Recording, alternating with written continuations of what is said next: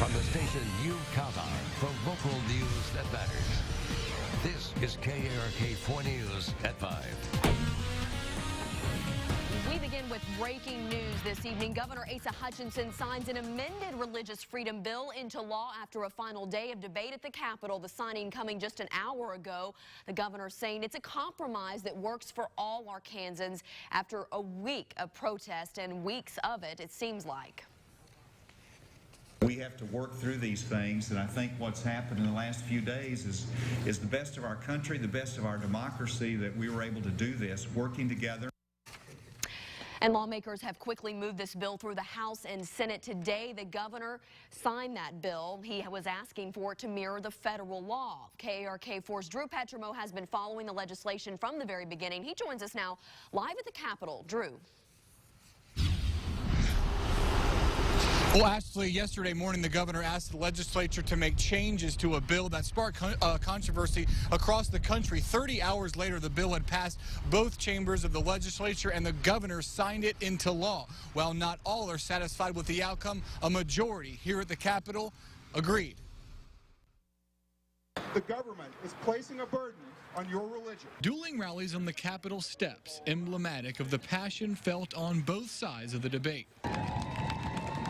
Opponents of so-called religious protection laws waved signs accusing the other side of discrimination, while supporters spoke about the importance of protecting religious beliefs. I'm actually now scared, frightened.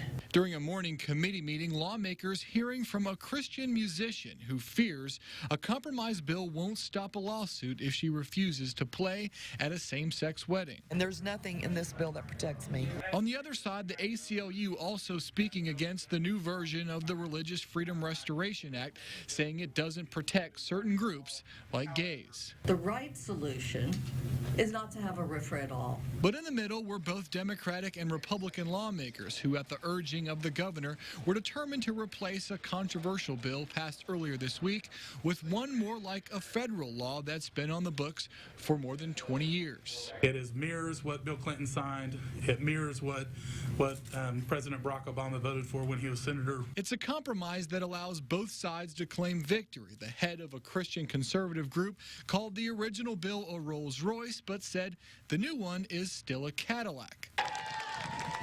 Meanwhile, protesters say they forced a change. The Arkansans that have been coming out in droves since Sunday and appearing here on the Capitol every single day, sometimes 2 times a day, have been heard finally. With the session now over, focus on this issue turns to a ballot measure seeking civil rights protections for gender identification and sexual orientation. Reporting live from the Capitol, I'm Drew Petromo. All right, Drew, thanks very much. This is not over. Senator Tom Cotton making national headlines for his comments on this debate. During an interview focused on the Iran nuclear negotiations, Cotton made this remark. It's important that we have a sense of perspective about our priorities. In Iran, they hang you for the crime of being gay. They're currently imprisoning an American preacher for spreading the gospel of Jesus Christ in Iran. We should focus on the most important priorities that our country faces right now. And I would say that a nuclear-armed Iran, given the threat that it poses to the region and to our interest in the region and American citizens, is the most important thing that we'd be focused on. The Stonewall Democratic Caucus of Arkansas speaking out against Cotton's remarks, saying in part, quote, "We are appalled by the most recent statement by Senator Tom Cotton. His callous disregard for both LGBT citizens and their families is reckless and unconscionable."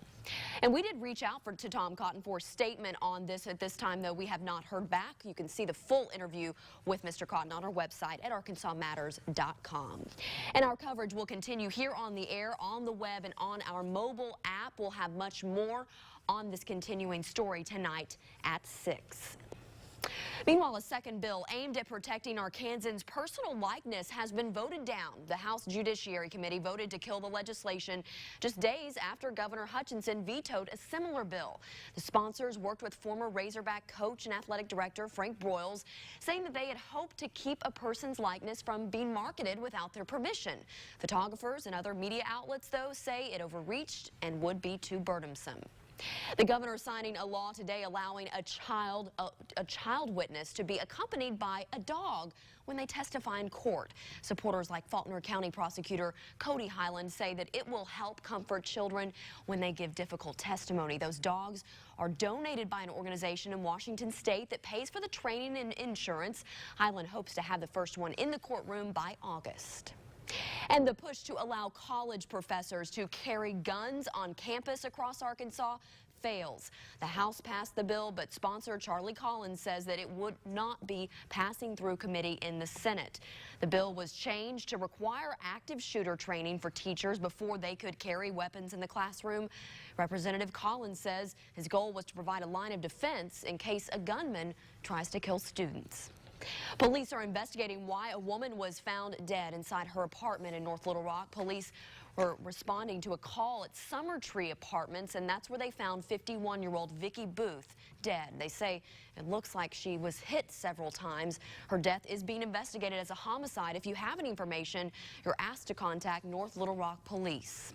Human remains found on Sunday near the Arkansas-Missouri state line are believed to be those of a man reported missing more than 3 months ago. According to the Boone County Sheriff's Office, evidence recovered from the scene indicates that they belong to 50-year-old Stephen Garrett. He was last seen in December. Investigators are still awaiting identification from the Arkansas State Crime Lab. He was standing there. He saw two old people, took advantage of us, and I think that's pretty sad. An 88-year-old man and his 89-year-old wife taken advantage of. Their car stolen right in front of them. It all happened while they were at a doctor's visit. Because safety matters, they have some advice for you tonight. KARK4's Josh Berry met with them today, and Josh, police were able to track the car down at least. Yeah, that's fortunate, Ashley, and they even made an arrest. And still, anyone you ask can't believe anyone would do something like this. These days, Joe and Jim Smith spend quite a bit of time at the doctor's office. It's part of staying healthy when you're nearly 90. Their latest stop, though, had negative side effects, but they didn't have anything to do with the visit itself. He was standing there by the door when we went in. Jim left his car running by the front door of the Baptist Health Eye Clinic so he could help his wife inside. But as soon as he went back out to park, looked around and this guy was taking off in my car. And there really wasn't anything he could do. Well, it's a funny feeling. You look and you think, well, it's gone, and that's about it. As their 2006 Mercury Grand Marquis was seemingly gone for good, they did still call police. But in all her years, Joe Smith has never seen anything like this before. He was standing there. He saw two old people, took advantage of us, and I think that's pretty sad. I figured we wouldn't ever see it again. Almost written off for good, Thursday morning at 3 o'clock, they got the call. 57-year-old Talib Rashid was found in their car in Little Rock, but with different plates. They stopped him and they looked at the plate in the car and checked them, and they didn't match. He now faces theft by receiving charges. Thankful they'll get their car back. The Smiths are grateful that's all that was taken. Yeah, could have been worse.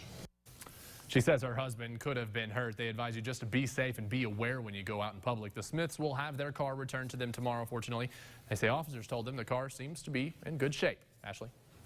All right, Josh, a very sharp couple there. Thanks very much. And coming up on KARK4 News, an earthquake shakes the natural state. Plus, an Arkansas retailer getting a bad report card. The reasons why and who got the highest marks. So I can do the things that I can control. That's wake up, bring the news like it's never been brought before.